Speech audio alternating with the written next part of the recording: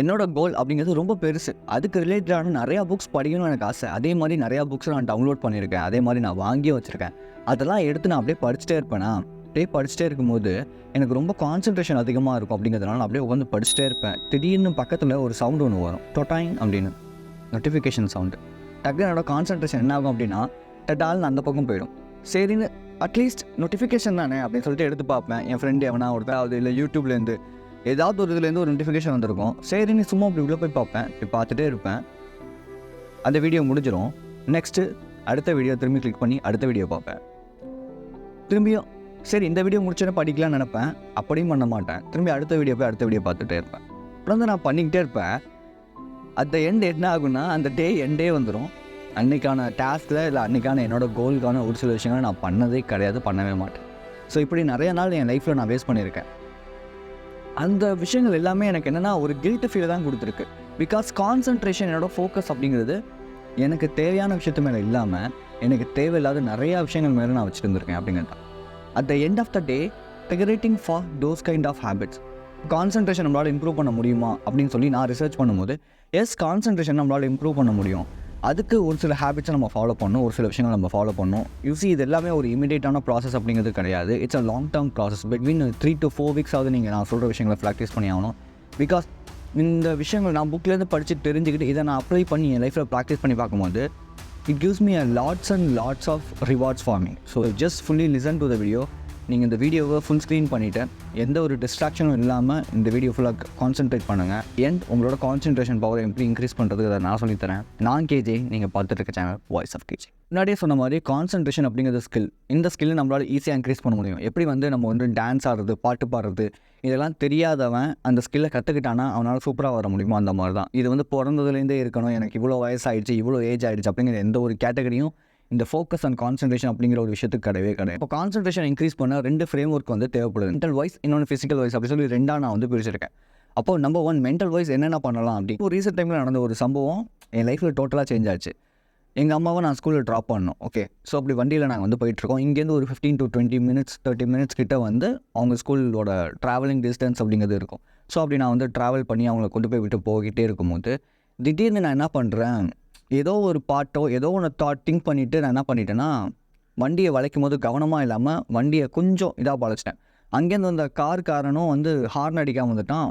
கொஞ்சம் விட்டுருந்தா அன்றைக்கி ஆக்சிடென்ட்டு எங்கள் அம்மாவும் காலி, நானும் காலியாக இருப்போம். அந்த சமயத்தில் அந்த காரன் இறங்கி திட்டினா அதெல்லாம் வேறு தான். பட் இங்கே நம்ம தெரிஞ்சிக்க வேண்டிய விஷயம் என்ன அப்படின்னா, ஒரு சின்ன இப்படிங்கிற ஃப்ராக்ஷன் ஆஃப் செகண்ட் நமக்கு போகிற கான்சன்ட்ரேஷனால் நம்ம உயிர் போகிற அளவுக்கு அப்போ அங்கே பாதிப்பு இருக்குது. ஓகே, ஸோ இதை நம்ம புரிஞ்சுக்கணும். நம்மளோட ஃபோக்கஸ் கொஞ்சம் இப்படின்னு மாறுறதுனால டோட்டலாக அங்கே நிறையா விஷயங்கள் கொலாப்ஸ் ஆகிறதுக்கு நிறையா வாய்ப்புகள் இருக்குது.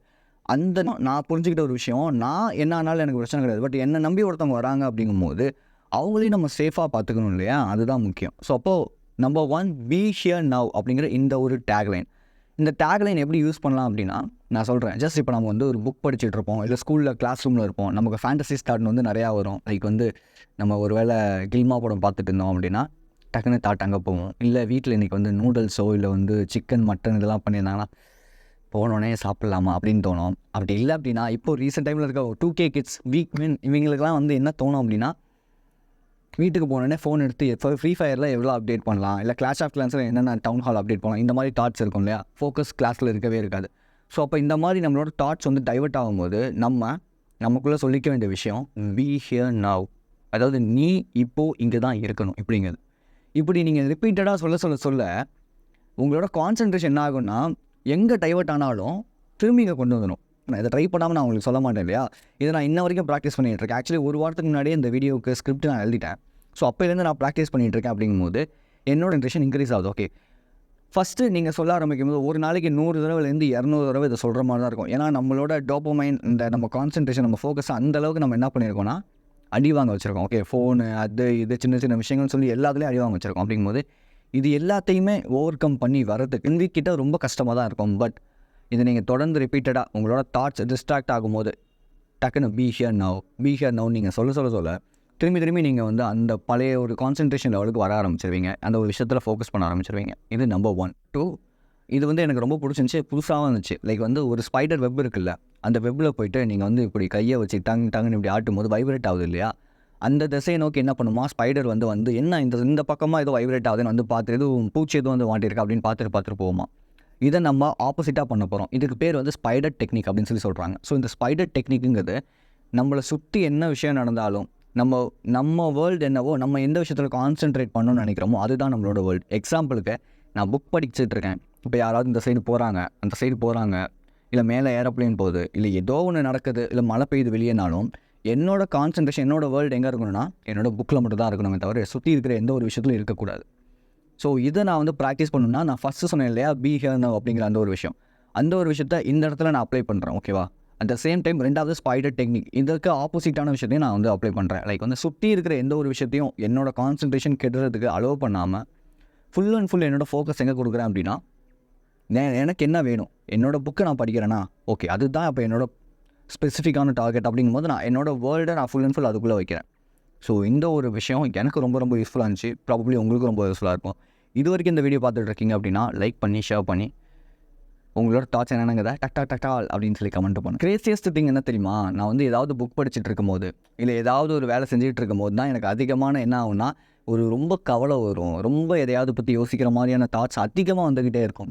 இதுக்கு அந்த புக்கில் வந்து ரொம்ப சூப்பரான ஒரு விஷயம் போட்டிருந்தாங்க. மேபி அது ரொம்ப கிரேஸியாக கிரிஞ்சியாக இருக்கலாம், பட் எனக்கு இது ரொம்ப பிடிச்சிருந்துச்சி. ஆக்சுவலி ஒரியிங் டைம் அப்படின்னு சொல்லி ஒன்று, ஒரியிங் ஆர் திங்கிங் டைம் அப்படிங்கிறது. ஒரியிங் ஆர் திங்கிங் டைம் அப்படின்னா, நம்ம வந்து ஒரு ஸ்பெசிஃபிக்கான ஒரு டைம் அலோகேட் பண்ணி, இந்த டைமில் நான் வந்து யோசிப்பேன், இந்த டைமில் நான் ஃபீல் பண்ணுவேன் அப்படின்னு அதுக்கான ஒரு டைமை ஒதுக்கிட்டு மற்ற நேரத்தில் நான் கான்சென்ட்ரேட் பண்ணுவேன். மற்ற நேரத்தில் என்னோட கான்சன்ட்ரேஷனை ஃபுல் அண்ட் ஃபுல் அங்கே மட்டும் வச்சிருக்காது. லைக் எக்ஸாம்பிளுக்கு இப்போ ரீசெண்ட் டைமில் நான் அந்த விஷயத்தை ப்ராக்டிஸ் பண்ணிகிட்டு இருக்கேன். எனக்கு ரொம்ப யூஸ்ஃபுல்லாக இருந்துச்சு. நான் புக் படிப்பேன். ஓகேவா, ஒரு மணிக்கு நான் புக் படிக்க ஸ்டார்ட் பண்ணேன் அப்படின்னா ஒரு 4 மணி 4:30 வரைக்கும் நான் வந்து புக் படிப்பேன். சம்டைம்ஸ் மேபி ஒரு 4 மணிக்கு நான் வந்து ஒரு எஜுகேஷன் பாட்காஸ்ட் வீடியோஸ் கேட்பேனா. ஸோ அந்த மாதிரி நேரங்களில் எனக்கு ரொம்ப டைவர்ட் ஆகும். ஓகேவா, புக்ஸ் படிக்கும்போது மேக்ஸிமமாக எனக்கு வந்து பயங்கரமாக டைவர்ட் ஆகும். நான் ரொம்ப ஸ்டிமுலேஷன் பண்ணிட்டேன் என்னோட பிரெயினை. அப்படிங்கிறதுனால நிறையா என்டர்டெயின்மெண்ட் ரீதியாக நிறையா கன்சியூம் பண்ணிட்டேன். அப்படிங்கிறதுனால எனக்கு அதுலேருந்து வெளியே வரத்து கொஞ்சம் டைம் எடுத்துகிட்ருக்கு. அப்படிங்கிறதுனால புக்கு படிக்கும்போது எனக்கு ரொம்ப கஷ்டமாக இருக்கும். ஓகே, நிறைய தாட்ஸ், ரேண்டமான தாட்ஸ் தான் அதிகமாக வரும். அப்போது நான் என்ன பண்ணுவேன் அப்படின்னா, எனக்குள்ள நான் சொல்லிப்பேன், நம்ம ஃபீல் பண்ணுறதுக்கும் ஃப்ரீ பண்ணுறதுக்கோ இல்லை வந்து நம்ம நிறையா வந்து யோசிக்கிறதுக்கும் அதுக்குன்னு தனியான ஒரு டைம் நம்ம ஒதுக்கி வச்சுருக்கோம். ஸோ அப்போ நம்ம அங்கே மட்டும் யோசிச்சிக்கலாம். அது வரைக்கும் இங்கே நம்ம கான்சென்ட்ரேட் பண்ணலாம். அந்த டைம் வந்து நம்ம அப்போ பார்த்துக்கலாம் அப்படின்னு சொல்லி விட்டுருவேன். ஸோ 3 to 4 o'clock வரைக்கும் அந்த ஒரு அரை மணி நேரம் வந்து என்னோட ஒரியிங் டைம். அந்த டைமில் நான் வந்து உட்காந்து யோசிப்பேன், நம்ம இங்கே ஏன் இப்படி தாட்ஸ் வருது, இப்படி ஏன் வருது அப்படின்னு சொல்லி அந்த டைமில் உட்காந்து ஜேர்னல் பண்ணுவேன். எனக்கு வர தாட்ஸ் உட்காந்து நான் ஜேர்னல் பண்ணுவேன், ஏன் எனக்கு இந்த மாதிரி தாட்ஸ் வருது அப்படின்னு சொல்லி அதுக்கு என்னென்ன கொஷின்ஸ் கேட்டு அதுக்கான ஆன்சர்ஸ் நான் எழுத ஆரம்பிப்பேன். ஸோ இது எல்லாமே என்ன பண்ண ஒரு வாரம் கழித்து எனக்கு என்னாச்சு அப்படின்னா, இந்த ரேண்டம் தாட்ஸ் அப்படிங்கிறது கொஞ்சம் கொஞ்சமாக கம்மியாக ஆரம்பிச்சிச்சு. இது ப்ராபப்ளி நான் யூஸ் பண்ணனால நான் உங்களுக்கு சொல்கிறேன். ஓகே, எனக்கு ரொம்ப ரொம்ப ஒரு கிஃப்டடாக நான் அந்த விஷயத்தை பார்க்குறேன். ஆக்சுவலி எனக்கு அந்த ரேண்டம் தாட்ஸ்னால ரொம்பவே நான் ஃபீல் பண்ணியிருக்கேன். பட் அந்த ரேண்டம் தாட்ஸை கொஞ்சம் கொஞ்சமாக கம்மி பண்ணுறதுக்கு இந்த ஒரியிங் டைம் அப்படிங்கிறது எனக்கு ரொம்ப ரொம்ப ஹெல்ப் பண்ணுச்சு. ப்ராபப்ளி இந்த விஷயம் நீங்கள் ட்ரை பண்ணுங்கள். மேபி மார்னிங்கில் ஒரு குறிப்பிட்ட டைம் வந்து ஒதுக்கி வச்சுக்கோங்க. லைக் வந்து ஒரு ஷெட்யூல் பண்ணி இந்த டைம்லேருந்து இந்த டைம், இந்த இதுலேருந்து ஒரு 10:30 ஒரு 11 o'clock வரைக்கும் நான் ஃபீல் பண்ணுவேன். அதே மாதிரி ஈவினிங் வந்து ஒரு 3:30 4 o'clock வரைக்கும் நான் வந்து ஒரி பண்ணுவேன், திங்க் பண்ணுவேன் எதுவாக இருந்தாலும். மற்ற நேரத்தில் நான் வந்து என்னோடய ஒர்க்கில் மட்டும் தான் ஃபோக்கஸ் பண்ணுவேன். இந்த மாதிரி டைமை அலோகேட் பண்ணி அந்த டைமில் நீங்கள் வந்து ஒரி பண்ணும்போதோ இல்லை ரொம்ப திங்க் பண்ணும்போதோ ரேண்டமான தாட்ஸ் அப்படிங்கிறது ரொம்ப ரொம்ப கம்மியாகும்.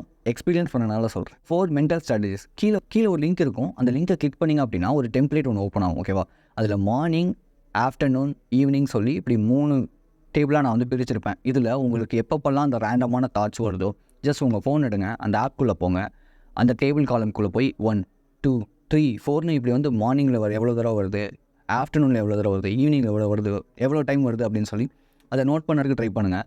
பிகாஸ் இது எனக்கு நான் ப்ராபப்ளி இப்படி நான் யூஸ் பண்ணது கிடையாது. பட் இது உங்களுக்கு யூஸ்ஃபுல்லாக இருக்குங்கிறதுக்காக சொல்கிறேன். ஏன்னா நீங்கள் திடீர்னு மேபி அந்த பிஹேர் நான் சொல்ல முடியாமல் இருக்கலாம், இல்லை வந்து நீங்கள் வேறு நான் முன்னாடி சொன்ன எந்த ஒரு விஷயமும் உங்களால் பண்ண முடியாமல் இருக்குது அப்படின்னா இந்த ஒரு விஷயம் ட்ரை பண்ணுங்கள்.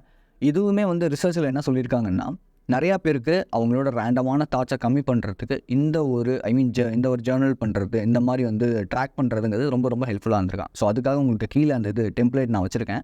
ஜஸ்ட் போய் கிளிக் பண்ணி அந்த டெம்ப்ளேட்டை யூஸ் பண்ணி பாருங்கள். கண்டிப்பாக உங்களுக்கு ரொம்ப ரொம்ப யூஸ்ஃபுல்லாக இருக்கும். ஸ்ட்ரெச்சிங் எக்ஸசைசஸ், நம்ம ஒரே இடத்துல உட்காந்து ஒரே ஒரு விஷயத்தை படிச்சுட்டே இருக்கும் போது நமக்கு கண்டிப்பாக டைவர்ட் ஆக தான் போகுது. அது நம்ம எதுவுமே பண்ண முடியாது. அப்படிங்கிறதுனால ஜஸ்ட் எந்திரிச்சு ஒரு 2 minutes வாக்கோ இல்லை கீழே போயிட்டு ஒரு தண்ணி குடிக்கிறதோ இல்லை வந்து உங்கள் அம்மா அப்பா கிட்ட பேசுகிறதோ முடிச்சுட்டு வந்து திரும்பி வந்து உங்களோட வேலையை பண்ணுங்கள். இல்லைனா ஸ்ட்ரெச்சிங் எக்ஸசைஸ் பண்ணுங்கள். ஸ்ட்ரெச்சிங் எக்ஸசைஸ் உங்களுக்கே தெரியும் இல்லையா? ஸோ இப்படி பண்ணுறது, இந்த மாதிரி பண்ணுறது, இது எல்லாமே ஸ்ட்ரெச்சிங் எக்ஸசைஸில் வரும். ஓகேவா? ஸோ இந்த மாதிரியான ஸ்ட்ரெச்சிங் எக்ஸசைசஸ் நீங்கள் பண்ணுறது மூலியமாக உங்களோட அந்த ரேண்டமான தாட்ஸை கம்மி பண்ண முடியும். ரிசர்ச்சில் என்ன சொல்கிறாங்கன்னா, ஒரு 1.5 hours தான் நம்மளால் வந்து ஒரு ப்ராப்பரான ஒரு கான்சன்ட்ரேஷன் வச்சுருக்க முடியும். அந்த 1.5 hours ஒரு 90 minutesக்கு மேலே நம்மளால் ப்ராப்பராக எந்த ஒரு விஷயத்துலையுமே கான்சன்ட்ரேட் பண்ணவே முடியாது. ஸோ அப்போது சேஞ்ச் த டாபிக். நீங்கள் ஒரு 1.5 hours ஒரு விஷயத்தை படிக்கிறீங்க அப்படின்னா, அங்கேருந்து அப்படியே நிப்பாட்டிட்டு ஒரு 5 minutes 10 minutes ஒரு பிரேக் எடுத்துகிட்டு வந்துட்டு திரும்பி வேறு டாபிக் படிக்க ஸ்டார்ட் பண்ணுங்கள். லைக் எப்படி சொல்லலாம் அப்படின்னா, இப்போ நான் வந்து எனக்கு வந்து டெய்லியும் ஒரு டாபிக் மேலே இன்ட்ரெஸ்ட் இருக்கும். ஓகே, ஸோ அப்போ நான் திடீர்னு என்ன பண்ணுவேன் அப்படின்னா, டிசிப்ளின் பற்றி படிப்பேன். டிசிப்ளின் பற்றி படித்ததுக்கு அப்புறமேட்டு எனக்கு கொஞ்சம் ஒரு 1.5 மணி நேரத்துக்கு மேலே கான்சன்ட்ரேஷன் கண்டிப்பாக போகும். டக்குன்னு எந்திரிச்சு கீழே போயிட்டு லைட்டாக ஒரு ஸ்ட்ரெச்சிங் ஒர்க் அவுட்ஸ் பண்ணிவிட்டு பிளாக் காஃபி ஒன்று பறக்குன்னு ஒன்று அடிச்சுட்டு நெக்ஸ்ட் வேறு டாபிக் பற்றி படிக்க ஆரம்பிப்பேன். லைக் அது வந்து டிசிப்ளின், இல்லை வந்து கம்யூனிகேஷன், இல்லைனா வேறு ஏதாவது ஒரு எனக்கு இன்ட்ரெஸ்டடாக இருக்கும் இல்லையா? ஸோ அந்த மாதிரி டாபிக் படிக்க ஆரம்பிப்பேன்.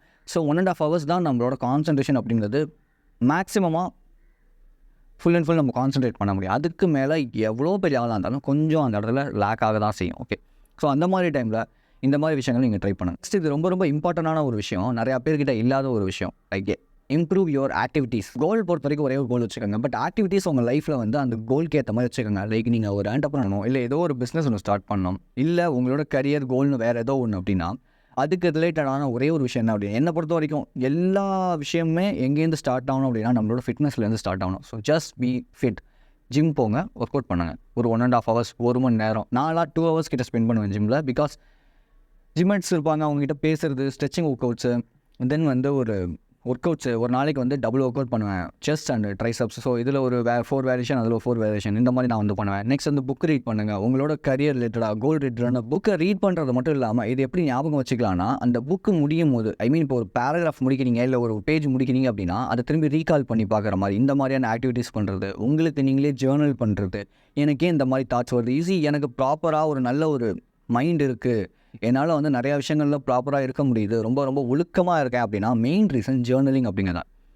ஓகே, இன்றைக்கி ஒழுக்கங்கிறது நிறையா பேர்கிட்ட கிடையாது. எல்லாருக்குமே இன்றைக்கி பேட் ஹேபிட்ஸுங்கிறது அதிகமாக இருக்குது. பேட் ஹேபிட்ஸ் இல்லாத ஆளே நம்ம பார்க்கவே முடியாதுங்கிற மாதிரி ஆயிடுச்சு இப்போ. ஓகே, ஸோ அதனால் ஒன்று பேட் ஹேபிட்ஸ்னால் ஸ்மோக்கிங், ட்ரிங்கிங் இது மட்டும் கிடையாது. ஃபோன் அடிக்ஷன், பான் அடிக்ஷன், யாருக்குமே தெரியாமல் ஒரு சில விஷயங்கள் பண்ணுறீங்க இல்லையா? அது எல்லாமே பேட் ஹேபிட்ஸ் தான். ஓகே, நான் அப்படிலாம் கிடையாது, நான் ரொம்ப உத்தமம் நீங்கள் யாருமே சொல்ல முடியாது. மேபி நீங்கள் அதுலேருந்து வெளியே வந்து நீங்கள் உத்தமனாக மாறலாம், அது உங்கள் கையில் தான் இருக்குது. ஸோ புக் ரீட் பண்ணுறது, ட்ராயிங் பண்ணுறது, இந்த மாதிரி ஏதாவது ஒரு சின்ன சின்ன ஆக்டிவிட்டீஸ் கொஞ்சம் எக்ஸ்ட்ராவாக நீங்கள் வச்சுக்கும் போது அன்றைக்கி நாளை ரொம்ப பீஸ்ஃபுல்லாக உங்களால் முடிக்க முடியும். ஓகே, ப்ராபப்ளி எனக்கு தெரிஞ்சு நீங்கள் கட் பண்ண வேண்டிய விஷயம் அப்படின்னா சோஷியல் மீடியா, என்டர்டெயின்மெண்ட்ஸ், இது நமக்கு தேவையில்லாத ஒரு விஷயம். செல்ஃப் இம்ப்ரூவ்மெண்ட் அப்படின்னாலே நம்ம வந்து எல்லா விஷயத்தையும் கட் பண்ணணும். ப்ராபப்ளி நமக்கு ஏதாவது ஒரு நாள் ஏர்ஜ் ஆகும், அன்றைக்கி நம்ம திடீர்னு பார்ப்போம், அதுக்கப்புறமேட்டு திரும்பி பேக் டு த ட்ராக் வந்துருங்க. ஓகே, நீங்கள் அதிலே சிக்கிக்கிட்டு இருக்கணும் அவசியம் இல்லை. ஏன்னா ஒரு 25 வருஷம், 20 வருஷம், ஒரு 10 வருஷம் நீங்கள் ஒரு விஷயத்தை பண்ணிவிட்டு அதை நான் ஒரே நாளில் மாற்றணும்னா முடியாது.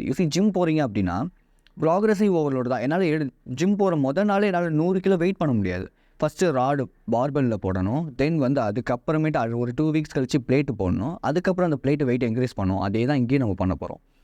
நீங்கள் முதல் நாளே வந்து சோஷியல் மீடியா எல்லாத்தையுமே கட் பண்ணுங்க நான் சொல்ல கிடையாது. உங்கள் கான்சன்ட்ரேஷன், ஃபோக்கஸை எல்லாத்தையுமே, அட்டென்ஷன் எல்லாத்தையுமே வேறு ஏதோ ஒரு கம்பெனி எடுத்துக்கிட்டு உங்களுக்கு அதெல்லாம் கம்மி பண்ணி கொடுத்துட்றாங்க. ஓகே, உங்களை லிட்ரலாக அவங்க வந்து ஏமாத்துறாங்க, அதுதான் உண்மை. லிட்ரலாக ஏமாத்துறாங்க. அது மட்டும் இல்லாமல் என்ன மாதிரி வீடியோஸ் போடுற நிறையா பேர் அவங்க எடிட்டிங்கை நிறையா வச்சு உங்களோட அட்டென்ஷனை கிராப் பண்ணி உங்களை இன்னும் வீக்கான பீப்புளை தான் மாற்றிக்கிட்டு இருக்காங்க. அதில் நீங்கள் இன்ஃபர்மேஷன் இருக்குதுன்னு நினச்சிங்கன்னா குப்பை. ஓகே, ஒரு லாங் லென்த் வீடியோஸ் பார்க்குறீங்க அப்படின்னா உங்களோட கான்சன்ட்ரேஷன் இம்ப்ரூவ் ஆகும். இல்லை எடிட்டிங் ஷக்குன்னு இருக்கிற வீடியோஸ் பார்க்குறீங்க அப்படின்னா உங்களோட ஃபோக்கஸ் லிட்ரலாக கம்மியாகும். இன்றைக்கி உங்களுக்கு அது பெருசாக தெரியாமல் இருக்கலாம், பட் இன்னும் ஒரு 2 to 3 years கழித்து அது ரொம்ப பெரிய பாதிப்புகளை ஏற்படுத்தும். ஸோ அதனால் புரிஞ்சுக்கோங்க. உடனே உங்களை விட சொல்லலை, ரொம்ப நீங்கள் வந்து கண்டிப்பாக 10 வருஷம் 15 வருஷம் நீங்கள் இந்த விஷயத்தெல்லாம் கன்சியூம் பண்ணிவிட்டு திடீர்னு நிப்பாட்டுறது கஷ்டம் தான். பட் ஒரு கொஞ்சம் கொஞ்சமாக நிப்பாட்டுங்க. ஃபஸ்ட்டு ஒரு 3 நாள் ட்ரை பண்ணுங்கள். 3 நாள் வந்துச்சா 4வது நாள் கண்டிப்பாக ஒரு டைம் நான் வந்து போய் பார்க்கணும் அப்படின்னு தோணும். ஒரு என்டர்டெயின்மெண்ட்டில் எனக்கு ஏதாவது வீடியோ பார்க்கணும், பாட்டு பார்க்கணும்னு தோணும். சரி, அப்போ அந்த டைமில் போய் பாருங்கள். பார்த்துட்டு அப்போ அந்த பார்த்துட்டே இருக்கும்போது ஒரே ஒரு கேள்வி உங்களுக்குள்ளே கேளுங்க, இதனால் உங்களுக்கு எதுவும் யூஸ் இருக்கா? இதனால் நீங்கள் எதுவும் கற்றுக்க போகிறீங்களா? இதனால் நீங்கள் எதுவும் டெவலப் ஆக போகிறீங்களான்னு இல்லை அப்படிங்கிற ஒரு தாட் உங்களுக்குள்ளே வந்துச்சு அப்படின்னா அதை இமீடியட்டாக கட் பண்ணிவிட்டு அதை டெலீட் பண்ணிவிட்டு திரும்பி உங்களோட பேக் டு த ட்ராக் வந்துடுங்க. So be strong and stay positive. This is KJ. இந்த வீடியோ ரொம்ப யூஸ்ஃபுல்லாக இருக்கும்னு நினைக்கிறேன். யூஸ்ஃபுல்லாக இருந்துச்சுன்னா யாருக்கெல்லாம் யூஸ்ஃபுல்லாக இருக்குமோ அவங்களுக்கு ஷேர் பண்ணி சப்ஸ்கிரைப் பண்ணிடுங்க. இல்லைங்களா? Sorry, be strong and stay positive. This is KJ. I will see. For the more information, just click this video. And thanks for watching this video. Love you guys.